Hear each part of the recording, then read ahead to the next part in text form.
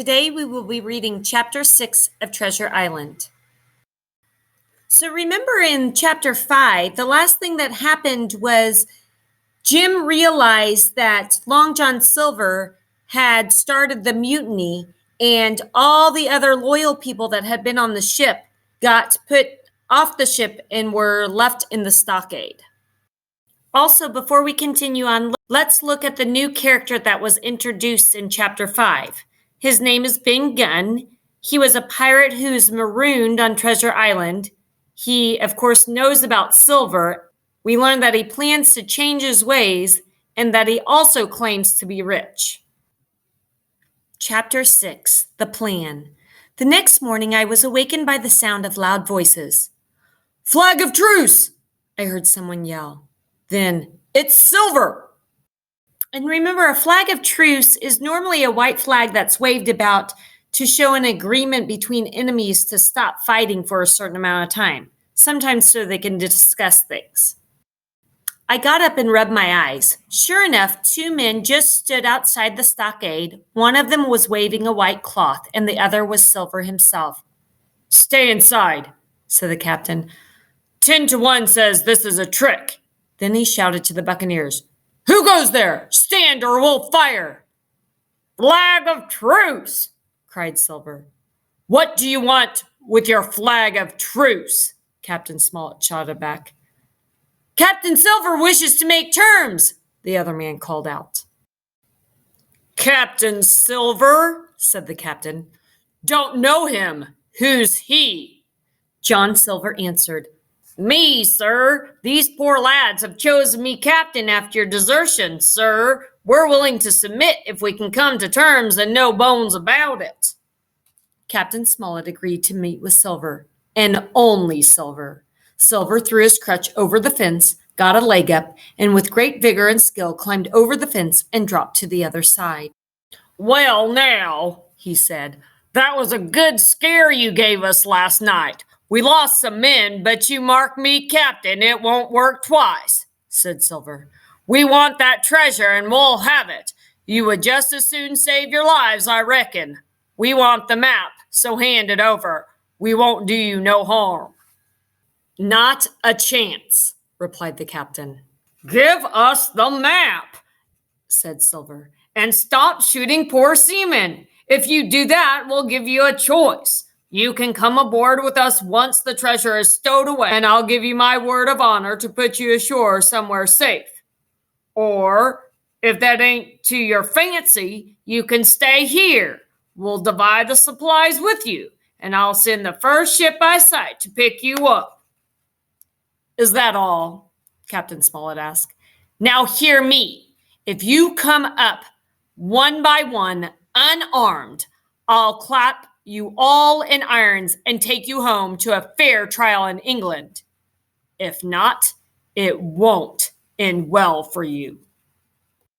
So see here, Silver's trying to negotiate the map away from Captain Smollett, and Captain Smollett isn't having anything to do with it. He's saying, "Hey, the only offer I'm going to offer you is I'll chain you up and I'll take you back home so you can be put into trial in England. Otherwise, no deal." Silver looked scornfully at the captain. "Give me a hand up," he cried. "Not I," returned Captain Smollett. "Who'll give me a hand up?" Silver roared. Not one among us moved. Silver had to crawl along the sand, grumbling, till he got close to the door and could hoist himself up on his crutch. Then he spat into the spring. "Before the hour's out, I'll knock in your old log house.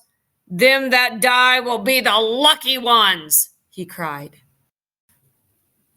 As soon as Silver left the stockade, we returned to our posts and loaded our muskets.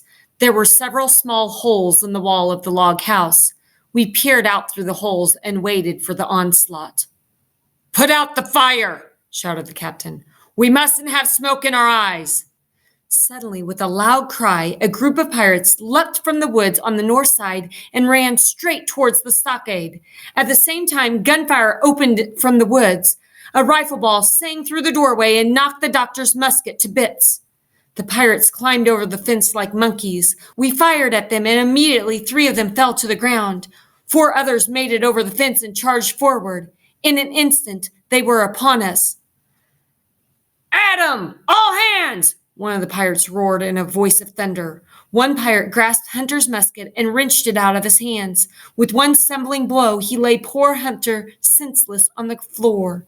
Meanwhile, another pirate opened in the doorway and descended upon the doctor with his cutlass. And remember, a cutlass is a short, thick sword with a curved blade. The log house was filled with smoke, cries, and confusion. Flashes and the reports of pistol shots rang out. "Out, lads, and fight 'em in the open!" cried Captain Smollett. So see, because Captain Smollett and Long John Silver weren't able to come to an agreement, a fight has broken out between them. And basically, whoever wins the fight gets to continue on the journey looking for the treasure. I snatched a cutlass and dashed out into the sunlight. "Round the house, lads! Round the house!" the captain cried. I raised my cutlass and ran around the corner of the house. The next moment, I found myself face to face with the pirate named Job Anderson. He roared and raised his cutlass. I leapt to one side and rolled headlong down the slope. Gary followed close behind me and took down Anderson before he had time to recover. Another pirate was shot while firing into the house. The doctor had taken down a third. Of the pirates who had made it over the fence, only one remained, and he had seen enough. He dropped his cutlass and clambered back over the fence. In 3 seconds, nothing remained of the attacking party but the ones who had fallen. I ran full speed back to the house. Somewhat cleared of smoke, I assessed the price we had paid for the victory. Hunter lay on the ground, stunned. Joyce had been killed, and in the center the squire was holding up the captain, one as pale as the other. "The captain's wounded," said Mr. Trelawney. "Had they run?" asked Captain Smollett. "All that could," returned the doctor, "but there are some that will never run again." "That's good," cried the captain. "That means fewer men. That's better odds than when we started." So see, Captain Smollett believes this to be a small victory towards winning the war against the pirates. The mutineers did not return. They had had enough. So we were able to tend to our wounded and get some food. After dinner, the doctor grabbed his hat, pistols, and a cutlass.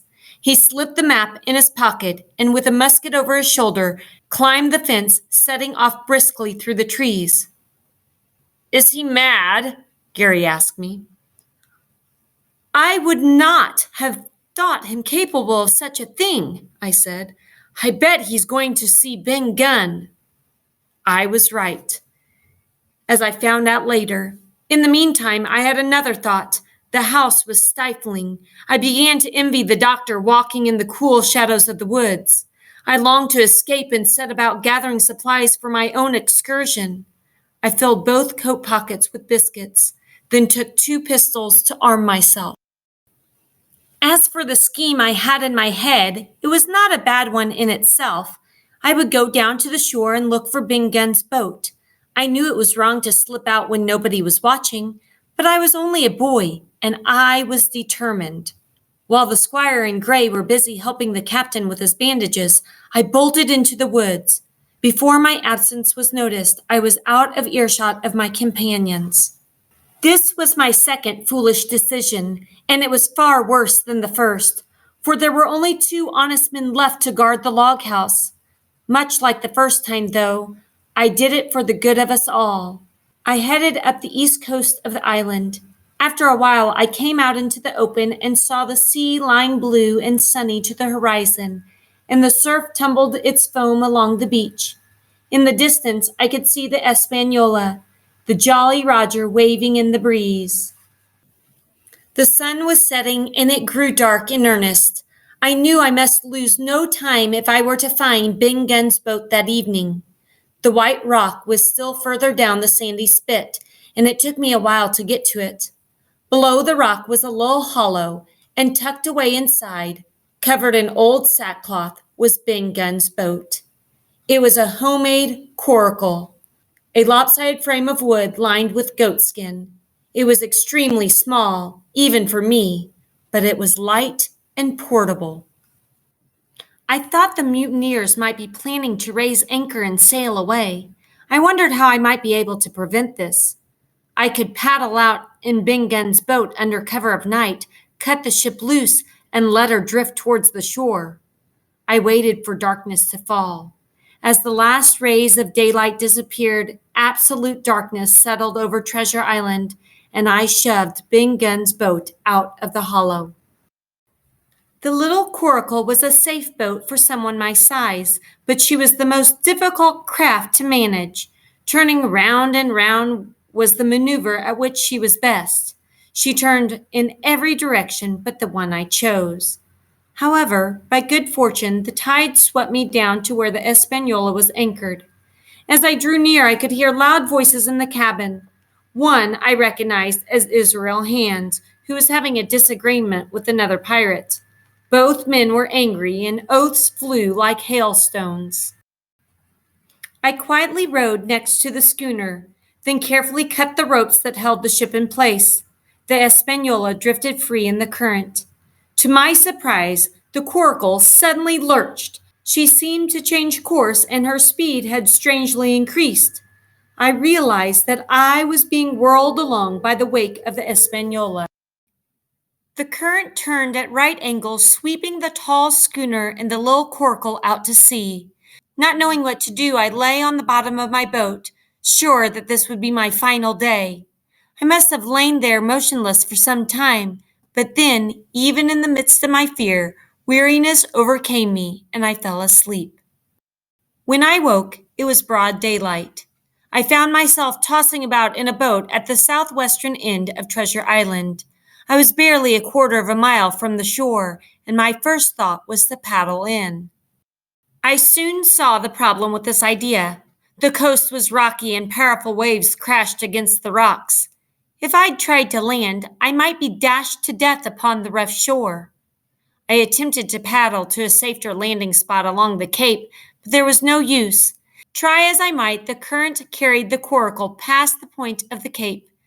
There, I beheld a sight that changed the nature of my thoughts. It was the Espanola. I knew there were at least a few pirates on board, but I could not see any of them. To and fro, up and down, the ship sailed by swoops and dashes, as if nobody was steering. I thought maybe the pirates had deserted the ship, or maybe they were sleeping. I figured if I could get aboard, I could return the ship to the captain. I set myself to paddle and did so till I drew up alongside the ship, and the bowsprit was just over my head. I sprang to my feet and leapt up, pushing the coracle underwater. Then, with one hand, I caught the jimboom and pulled myself onto the deck of the Espanola. At first, I did not see a soul. However, on the afterdeck, I discovered the two men who had been left to watch the ship. One was on his back, lifeless. A little further on sat Israel Hands, propped up against the ship's wall, with his chin on his chest. His hands lay open, and his face was as white as a candle. I saw the signs of a fight and felt sure the two men had killed each other. Just then, Israel Hands gave a low moan. He opened his eyes wearily and caught sight of me. He only said two words, "Help me."